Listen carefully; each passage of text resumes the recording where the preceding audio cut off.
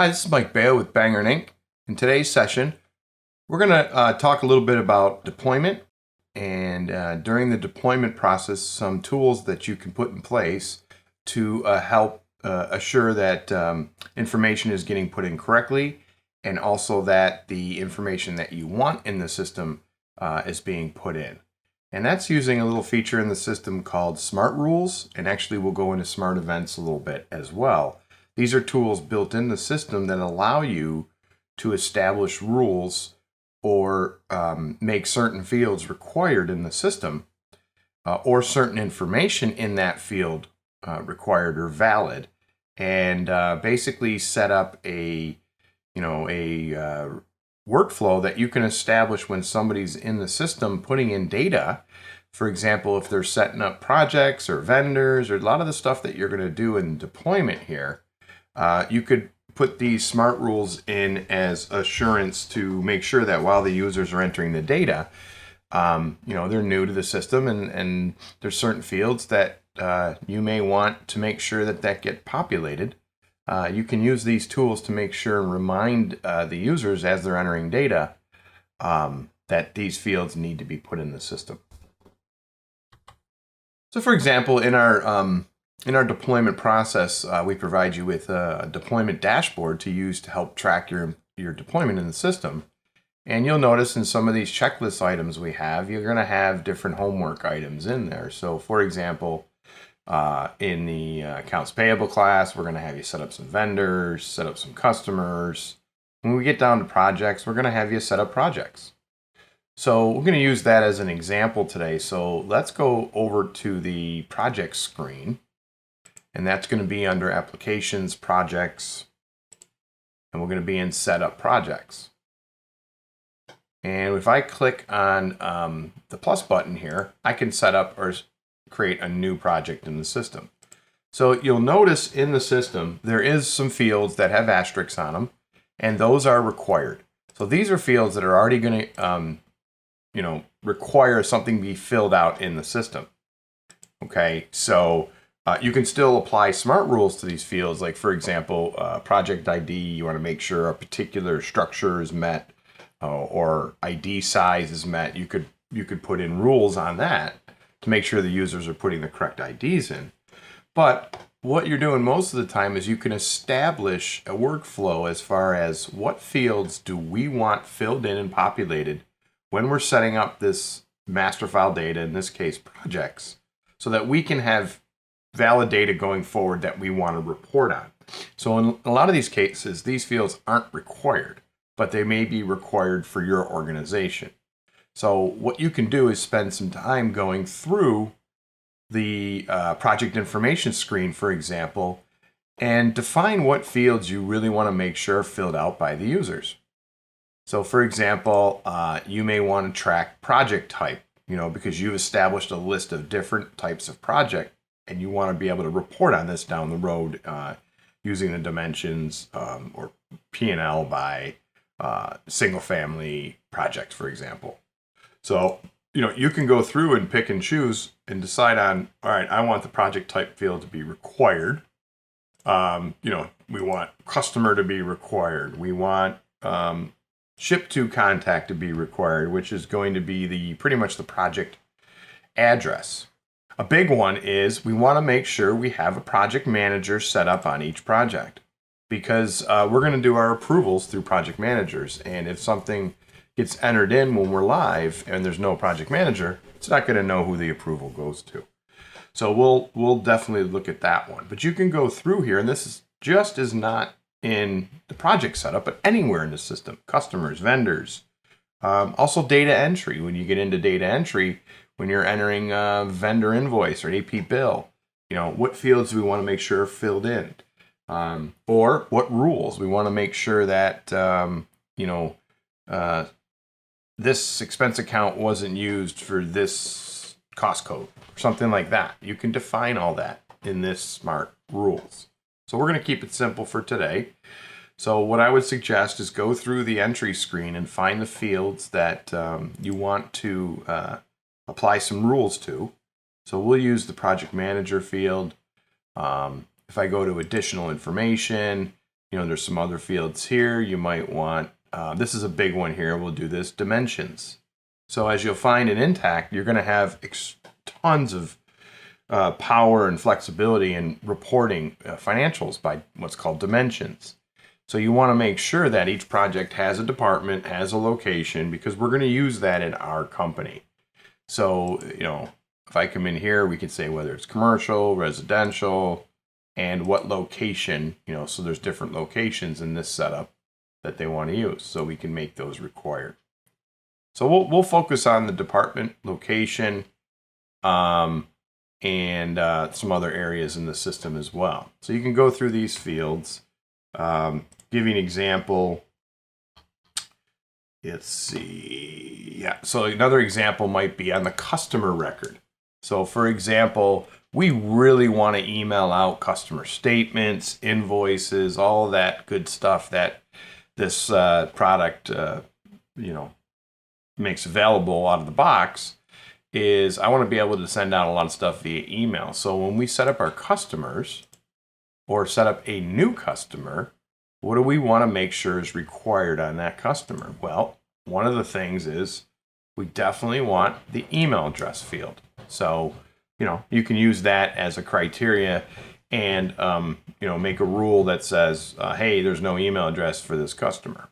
Okay, so those are some of the examples that you can use, not just when you're live, but during your deployment process to help you make sure you get the data in the system, and you're good to go out of the gate. Okay, so let's go back to the home screen, and let's go in and show you where these smart rules are located. So smart rules are going to be up in the applications menu under platform services. And once you're in platform services, you'll see some object customization area here. And in this case, we're going to be talking about smart rules, and I'm going to get into a smart event as well. So in smart rules, I'm going to click on smart rules here, and it's going to show me a list of all the smart rules that either come with the system based on the modules that you've subscribed to or that have been already created by somebody. So what's nice with smart rules is you can get them all set up and you can just leave them inactive until you're ready to use them. So I'm going to click include inactive here, and there's a few other ones in here now that I have started to build, but I haven't activated yet because I'm not ready to send those out live. So it's pretty easy to create a smart rule. It's very wizardy. So if I click add, it's going to take me through and ask me, the first thing is what area in the system do you want to apply this smart rule to? And the real power in this is, you'll notice it's pretty much every area in the system. So you can apply this in timesheets. You can apply this when a user gets set up. If you want certain rules for users, anything that's in the system, you could scroll through your accounts payable bills and apply smart rules. So in our scenario today, we're going to look for the project field, which is right here, project. Okay. Once I establish the project, I'm just going to click next in my wizard. And now it's going to say, okay, define your properties. What type of error or message do you want, I should say? What's nice with smart rules is you can do it two ways. You can do it via an error message or just a warning. So an error message, when you go to click save on the record, it's not going to let you save. It's going to stop you dead in your tracks, not going to let you get the record in unless that field is populated. So let's say, for example, that is something that we want for department and location. We absolutely want to make sure when we set up a project, we put in the department, we put in the location, we want to get an error message. Okay? Then what you can decide on is, well, maybe some things we want to warn them about because we don't want to prevent the record from going in, but we want a warning that reminds them that they still need to get this information. So this could be project manager. Maybe project manager hasn't been assigned yet. Or a good example is in the customer record, email address. We want to get the customer in, but we don't have the email address in yet. We're gonna look it up later. Give them a warning to remind them to go get it, but let's just allow them to get the record in the system. So you can do it, multiple ways here. And you'll see in some cases I do like the warning better because it shows the error message a little bit on the front of the page versus scripted on another tab. So we'll go through that. So we're going to start with an error because we're going to do our dimension ones. Now what you can decide on doing is, in these rules, you can make separate rules for each individual field if you want to, and name it accordingly. This way you can turn off a rule down the road without turning off a massive rule that also makes other fields not required. But in some cases, like this one, dimension and location, you can also combine the rules. So you don't have to set up a ton of rules. You can combine them under one condition or one formula. Okay, so that's something to think about when you're building your rules. And as far as when you build the rule, you have to select what events the rule is going to take place on. And what that means is it only when you add a new record? Is it when you set or edit an existing record? Or is it when you delete a record? So in most cases, it's going to be the top two. And in this case, for a project, we definitely want this to check it when we add the record. But we also want it to check when somebody goes in to edit or modify the record, because if they take the location out, we want it to yell at them. Or the dimension or the department out, we want it to yell at them. We're not going to worry about the delete. If we're deleting the project, good. That means we want it out of there. So we're going to do it on basically what's called add and modifier edit. Next is the guts of the rule, is basically the condition, the formula that you're going to use in this rule. Now, what's really nice is you have some tools available to you to help you with these formulas. Okay, one of the first things you get, and we will put it in the comments or in the section of this live stream. You have something available to you that I use all the time. I'll show it here in PDF.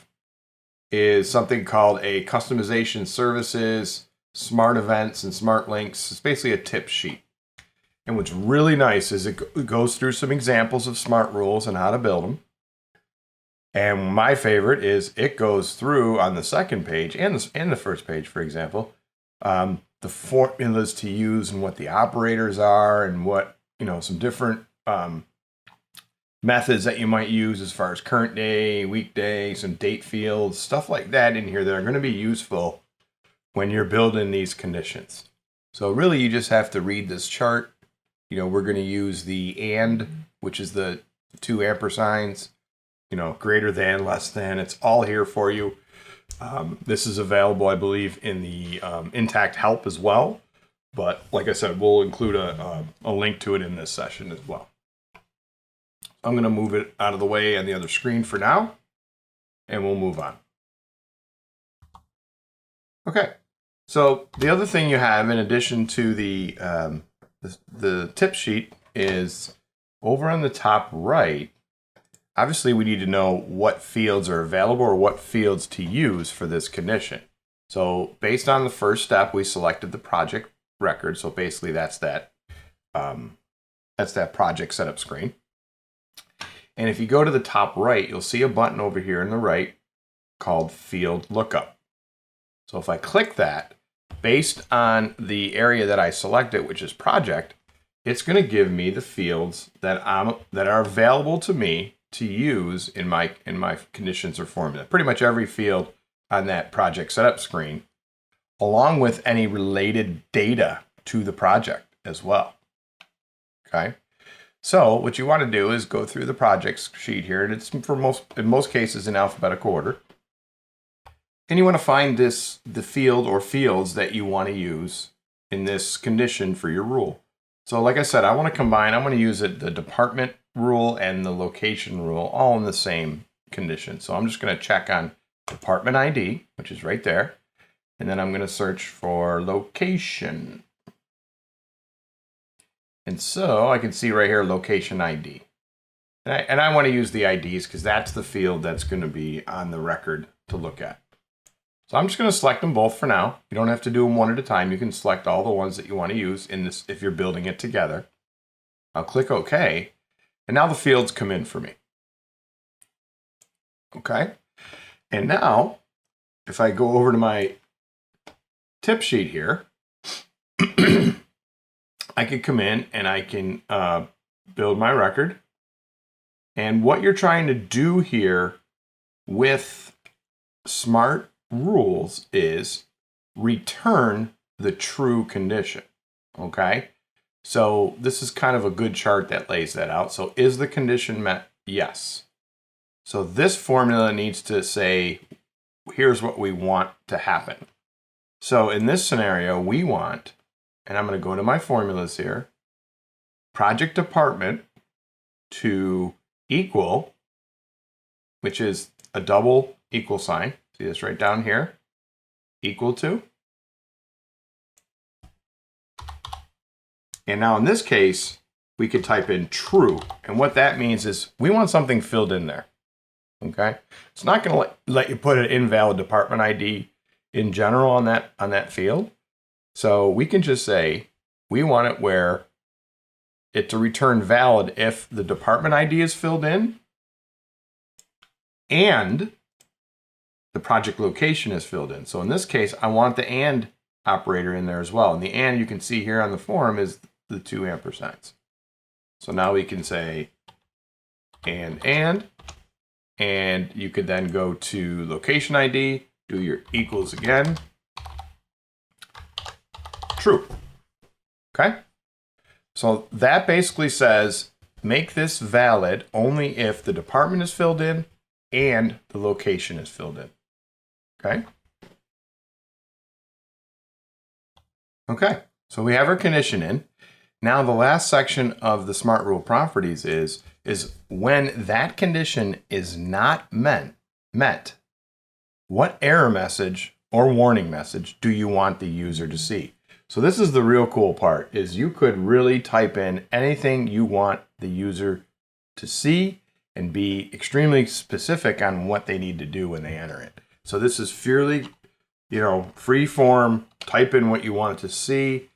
Let's be nice and say, please enter in both department and location for the project in the location or additional location tab. Give them specific instructions. And you could even do like a caps here, so stands out and location.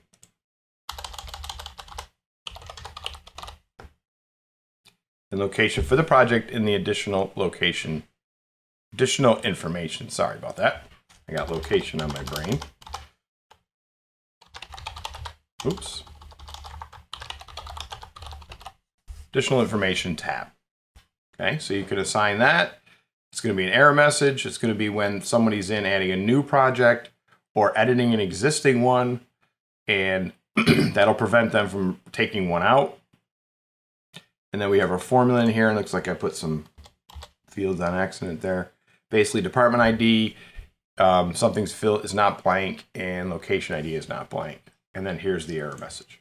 Okay. So at that point, I'm just going to go down and click next. And now it says, all right, what do you want to name this rule, to show up on the list as, so that if you need to edit it or turn it off. So you do want to come up with a kind of an organized, smart rule ID scheme for your, whatever works best for you. I usually put like the area project, maybe an underscore, maybe like abbreviation, department, location,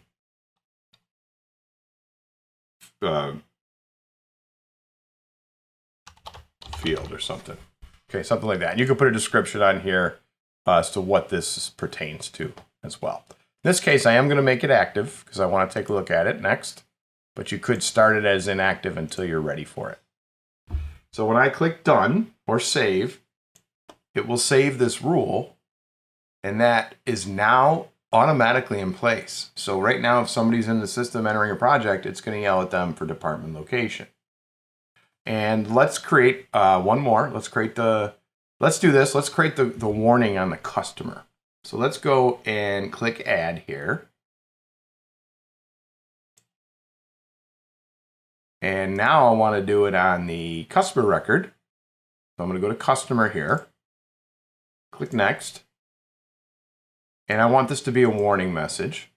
And I want it to be on when somebody's in there adding, when somebody's in there modifying. Every time somebody's in there on that customer, I want someone getting a reminder saying, hey, there's no email address. Hey, there's no email address. Okay. So I'm on the condition. I'm going to click field lookup. And I'm going to find the email field, which again, you have the same type of view that you had in the project just now for the customer. Let's take a look here and see if we see the email address on the first screen. Not sure about that.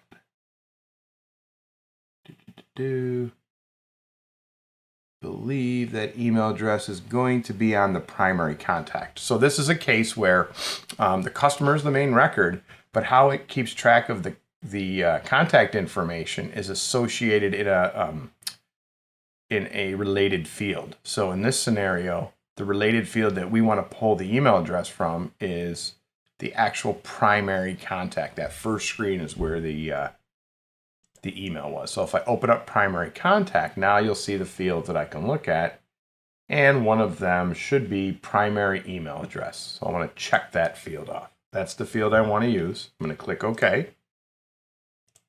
Okay, and now I'm going to say, don't give the warning when the email field equals true. Okay, and error message, please enter in a customer email address. Okay, we'll just put that like that.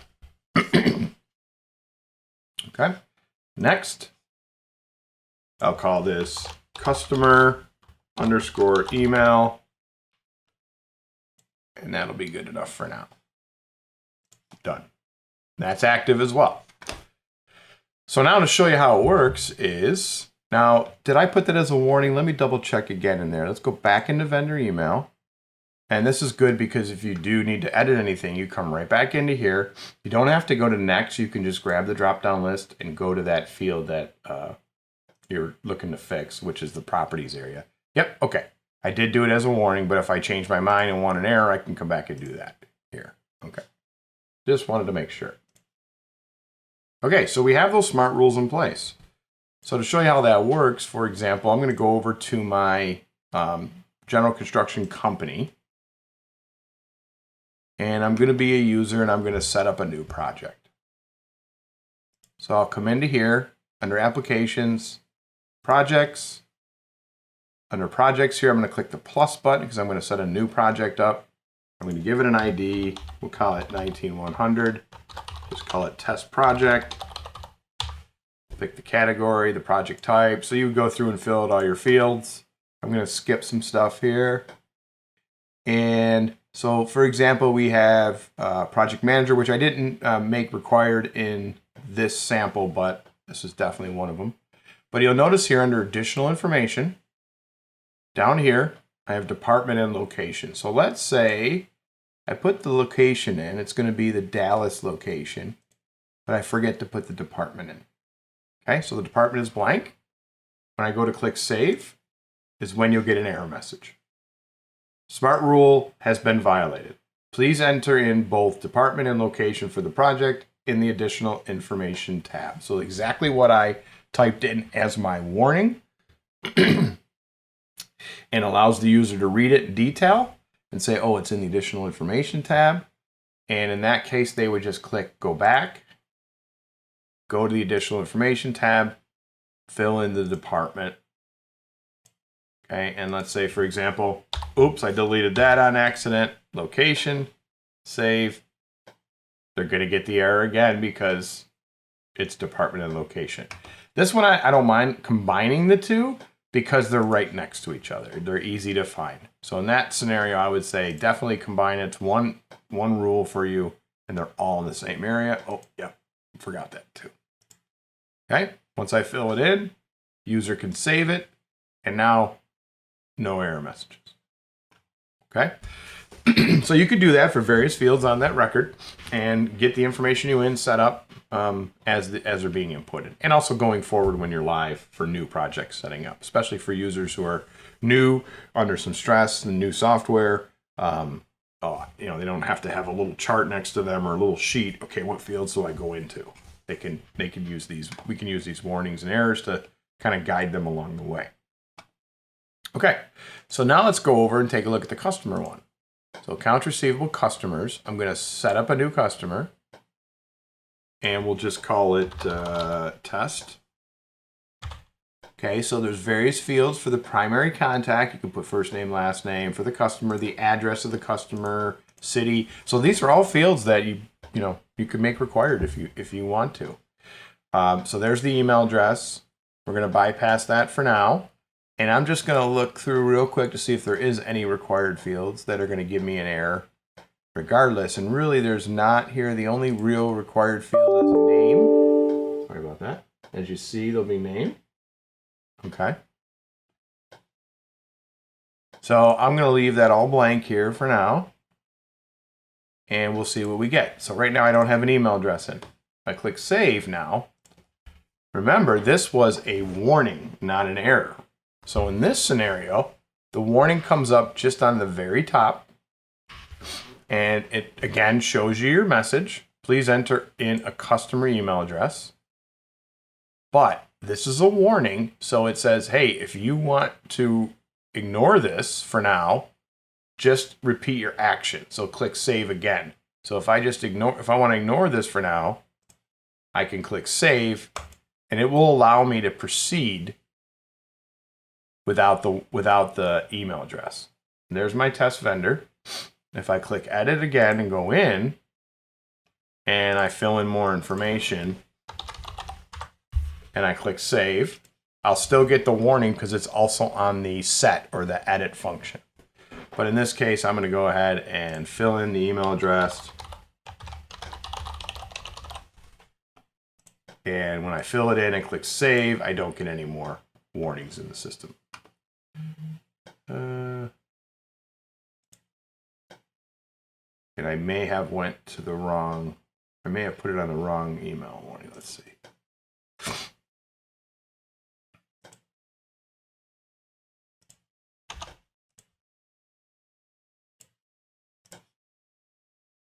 Yeah, I think I put my email warning on the wrong email field, but we can go back and fix it as well. But that's how it should work there. Let's take a look at this. Oh, you know why?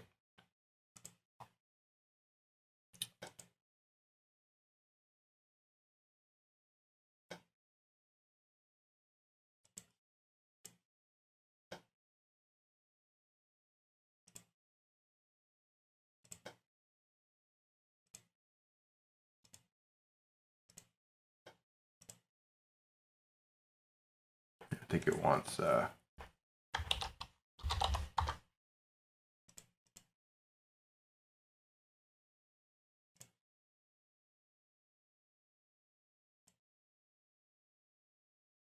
okay, so I just need to adjust that email address. I have it off the wrong record, but that's how the warnings will work. They'll allow you to bypass that for now. So it can be used also as a reminder that we don't necessarily need this information day one, but hey, reminder, get this filled in. Reminder, get this filled in. Okay. Now, so those smart rules can be used all over the place. They can be used during data entry as well to validate data. You can really get in detail into this. In addition to that, you can choose to be a little bit more passive. So instead of smart rules, you can do smart events.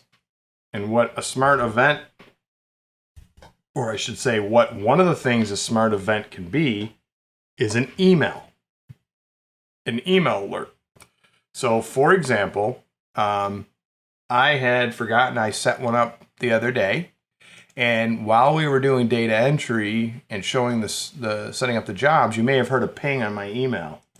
Well, once I saved that project, I got an email from Sage Intacct saying, hey, that project you just set up, is missing a project manager. So what we did was we used a smart event, and you see this right here, project no PM. We set up a smart event, and it looks very similar to a smart rule. We're going to pick the record. We're going to pick the action. So you can do a lot of different things. You can do an email. You could write to an API for another an interfacing product, an HTTP post. There's different things you could do. The majority of the time, you're going to use it for email. And again, you could select the event. Even on delete, maybe someone deleted a vendor or deleted an employee. You can get an email saying, hey, someone just deleted somebody in the system. So the difference between the smart event and the smart rule is in the condition. In the smart rule, you're putting the condition in that makes the field valid. In the smart event, you're putting in the condition that makes the field invalid, or what determines if you get an email, if that makes sense. So in this case, I'm saying, send me an email when the project manager is not true, which means nothing is filled in for the project manager. And that's what the exclamation equal is, the not equal to. So if we look at our cheat sheet, excuse me, and you go down to not equal to, it's right there. Okay. Not equal to true. So that's the big difference. And then when I hit next, now you can script out the whole email address, including properties, subject, body. You can use fields in the system as part of your body. You can put it in the header as well. So what you basically do is you have that field look up again. So the area that you want to add it. So if I want the project ID here in the subject, I can click in the subject, click field lookup, grab my project ID, which is right there, click OK, and now the project ID is going to fill in after it. And that's what I did here as well. So I just typed in a simple body message. Project number X is missing a default project manager in the setup. Please go and get that in. So this is a way to, now you can have this email go directly to one individual, but you can also use your field lookup again to pull it to different contacts as well in the system. Manager, maybe. Okay. The employee's manager. So we're just going to send everything to me, and I want an alert when somebody sets something up and doesn't set up certain fields. So you can do a little passive emails as well, and basically set that up. And you can actually do HTML text here as well. So I'm just going to click next, name it just like you would before, and that event is good to go. And what'll happen is I'll show you the email that I have. So I'm going to open this up. So here's the email I got. Very simple. Project missing project manager. There's the number that's missing a default project manager in the system. So anytime somebody goes into that project or creates a new project, I'm going to get that alert that they didn't fill out a project manager. So that's another way you can do it. And this again is tools to help you through the deployment when you're setting stuff up to make sure your information is complete day one, so that you're not bumbling around and looking, running reports and getting half the information because the stuff you're filtering on is blank. So it's a very, very useful tool, especially when you're live, when your day-to-day operations, but also consider it during deployment to help assist you in a complete setup, especially of your master file data. And then early on when you're doing live data workflow, it's good to validate your entries. So it's a great tool to use. It comes with the system. And please, basically, any comments or questions. And like I said, we will have the link below. The link should be below for the smart event, smart rules cheat sheet that you could use in here and also in other areas in the system. The same formula structures apply. So that concludes our session for today. Thank you very much. And see you soon in some other live stream events. Thank you.